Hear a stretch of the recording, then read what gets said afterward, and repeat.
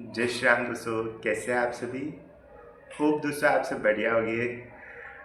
आज दोस्तों अपन कल का ही टॉपिक कंटिन्यू करेंगे। कल अपन ने ना मून राहु के बारे में बात करी थी, आज अपन मून केतु के बारे में डिस्कस करेंगे। दोस्तों देखो, मून राहु में मतलब अपन ने देखा था कि वो ना चीज़ें ज़्यादा एक्सप्रेस कर देते हैं, तो उनका अपन ने रेमेडी दिया था कि ना बहुत ज़्यादा अगर आप एक्सप्रेस करने से बच सकते हो तो बचो, और ज़्यादा बाहर के लोगों से इन्फ्लुएंस ना हो। दोस्तों आज अपन मून केतु की बात करते हैं। अब दोस्तों पहले अपन मून के बारे में और केतु के बारे में डिस्कस करते हैं। तो मून मतलब क्या होता है दोस्तों? चंद्रमा। चंद्रमा अपने ना मन का कारक होता है। दोस्तों चंद्रमा ना अपनी इमोशनल नेचर होता है ना, उसको भी दिखाता है। अपन अपनी मदर होते हैं ना, वो भी चंद्रमा से देखते हैं। और दोस्तों जैसे अगर अपन को चंद्रमा का ना कोई एग्जाम्पल लेना है ना, तो अपन ना राम भगवान का एग्जाम्पल ले सकते हैं। दोस्तों राम भगवान तो उनको सबको ही पता है कि वो कितने केयरिंग नेचर के थे। उनको मर्यादा पुरुषोत्तम भी बोलते थे। दोस्तों उनकी ना मतलब बहुत बहुत उनकी बात आते ही वो हो जाता है कि उनमें हर चीज़ ही बहुत ज़्यादा ही अच्छी थी। इवन ना दोस्तों वाल्मीकि जी थे ना, उन्होंने उनके लिए बोला था कि ना ही अब विद्यते लोक राम मनोरथ, कि ना इस दुनिया में ना कभी फिर से वैसा इंसान, मतलब उस लेवल के जो भगवान राम का के जो लेवल के थे ना, मतलब उस टाइप के जो अपनी मर्यादाओं में रहते हैं और अपने जो मन में जो ठान लेते हैं उसको पूरा करने वाले लोग मिलना आगे और पहले प्रेजेंट में होना बहुत ज़्यादा मुश्किल है, मतलब नहीं हो सकता। तो सो उनके लिए मतलब उनके लिए दोस्तों ऐसे बोला जाता था। दोस्तों देखो, दो चीज़ें होती है। एक तो होता है कि ना अपन बेसिक चार्म देखते हैं किसी इंसान में। तो बेसिक चार्म तो देखो दोस्तों आजकल के ना हीरो हीरोइंस इन सब में भी होता है, बट दोस्तों जो राम भगवान थे ना, उनमें वो वाली ब्यूटी भी उन लोगों से तो ज़्यादा ही है जो आजकल के हीरो हीरोइंस है। दोस्तों उनका क्या कैरेक्टर इतना प्यारा था ना कि दोस्तों उससे प्यार हो जाता है। दोस्तों मैं उनका एक एग्ज़ाम्पल देता हूँ। दोस्तों एक दिन ना राम भगवान की लड़ाई ना रावण से चल रही थी। तो मतलब दोनों का बहुत अच्छा युद्ध चल रहा था, बट ना राम भगवान स्ट्रांग थे, तो उन्होंने लगभग घायल कर दिया था कि जाने ही वाले थे रावण। बट दोस्तों उस वक्त भी ना राम भगवान ने उस उनको रावण को मौका दिया कि अगर तुम्हारे को जाना है तो तुम चले जाओ रण क्षेत्र छोड़ के, मैं तुम्हारे को नहीं मारूंगा। फिर दोस्तों उस दिन ना रावण रो रहे थे अपने मतलब कक्ष में। तो मंदोदरी आई, तो उन्होंने बोला कि तुम इतने वो तो नहीं हो कि तुम्हारे चोट लग गई इस वजह से तुम रो रहे होगे। तो फिर उनसे पूछा कि आप रो क्यों रहे हो। तो मंदोदरी को रावण ने बताया कि ना राम भगवान ना सिर्फ इंसान अच्छा होना तो एक नॉर्मल बात है कि वो इंसान तो बहुत अच्छे थे ही, वो तो पूरी दुनिया उस वक्त भी जानती थी। बट दोस्तों वो दुश्मन भी बहुत अच्छे लेवल के थे कि उन्होंने अपने जो दुश्मन थे ना उसको भी संभलने का मौका दिया और फिर से लड़ने का मौका दिया। तो सर ऐसे हज़ारों चीज़ें हैं राम भगवान के बारे में कि उनका कितना केयरिंग नेचर था, कितना प्यारा नेचर था उनका। तो उसकी तो अपन बात करते रहेंगे। दोस्तों अभी अपन ना केतु पे आते हैं। तो दोस्तों केतु क्या होता है? केतु ना मतलब मून का नेचर आपको समझ में आ गया होगा। तो अब अपन केतु का नेचर समझते हैं। तो केतु होता है दोस्तों वो डिटैचमेंट का कारक होता है। केतु ना अपनी कुंडली में ना जो कालपुरुष की कुंडली होती है उसमें अष्टम भाव का कोलॉर्ड भी होता है। स्कॉर्पियो का कोलॉर्ड भी केतु होता है। अब दोस्तों अष्टम भाव होता है ना, वो होता है वो डेथ को दिखाता है और सारे जो भी ट्रांसफॉर्मेशन होते हैं ना उनको दिखाता है। अब दोस्तों एक तो बहुत ही पॉजिटिव प्लैनेट और एक बहुत ही नेगेटिव प्लैनेट जिसमें डेथ हो रही है, अगर दो प्लैनेट एक साथ बैठ जाएंगे तो क्या होगा? तो दोस्तों देखो ये अपन समझते हैं, है ना। अब दोस्तों अपन ने पिछली बार बात की थी कि ना राहु और केतु क्या क्या चीज़ें दिखाते हैं। अभी दोस्तों वो पूरा समझाते हैं। दोस्तों राहु होता है, अपन ने बात किया था कि वो सर वाला पार्ट को दिखाता है, और केतु अपने नीचे वाला पूरा बॉडी का पार्ट होता है वो दिखाता है। तो दोस्तों अपन समझते हैं कि केतु से क्या होता है। अपन को अगर पूरा कंटेक्स्ट समझना है तो केतु से अपन हार्ट वाला पार्ट भी देखते हैं। तो दोस्तों एक बंदा है कि एक पूरा दिल ही यूज़ कर रहा है मान लो, है ना, और उसके साथ में एक और वैसा प्लैनेट जोड़ दिया कि मतलब जो इमोशनल प्लैनेट है। तो दोस्तों अगर मून केतु का कंजंक्शन हो गया ना, तो भाई ऐसा हो जाता है कि कोई मान लो दोस्तों कि अगर छोटा बच्चा है और उसके मून केतु का कंजंक्शन हो रहा है, तो वो दिल से मतलब अपने इमोशंस बहुत ही डेप्थ में उसके इमोशंस है। तो दोस्तों नॉर्मली तो कोई इंसान के जो छोटी एज में होते हैं उनके इमोशंस उतने डेप्थ में होते ही नहीं है, तो नॉर्मली वो अपने इमोशंस एक्सप्रेस नहीं कर पाता। तो धीरे धीरे वो क्या है, इमोशंस एक्सप्रेस करना ही भूल जाता है।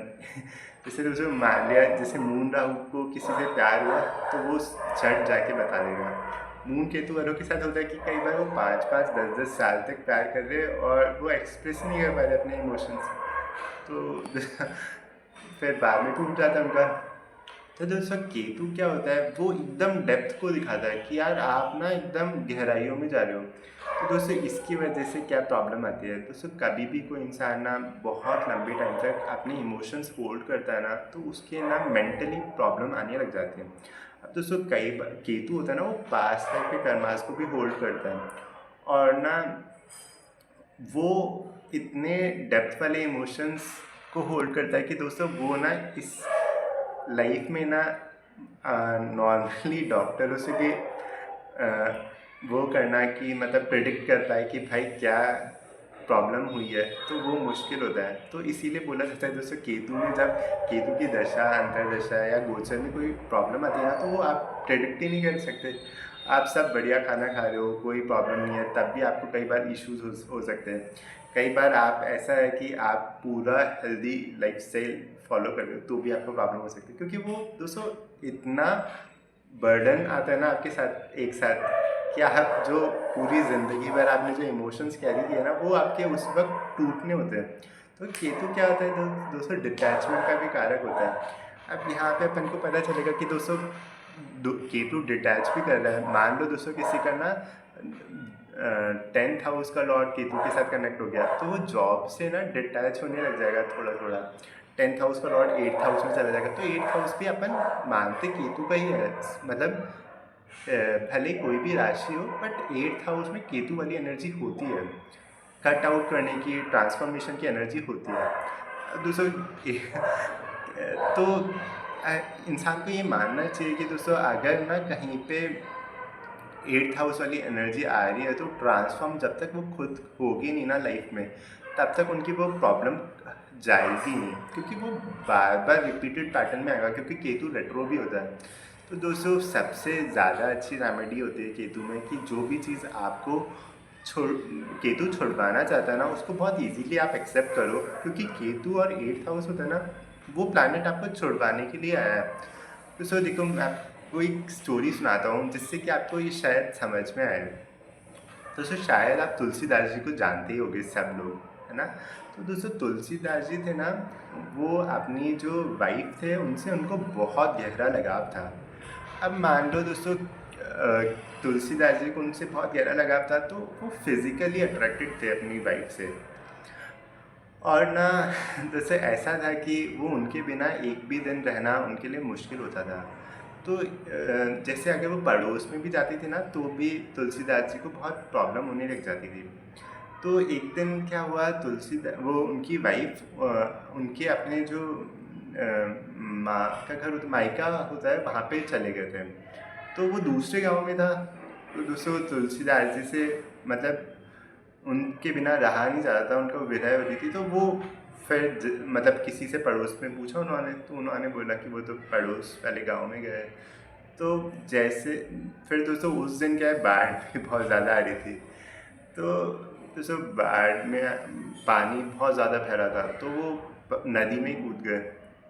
फिर नदी में ना एक लाश जा रही थी, तो वो लाश थी ना, वो लाश को पकड़ के जैसे जैसे उन्होंने अपनी जान बचा के नदी क्रॉस करी।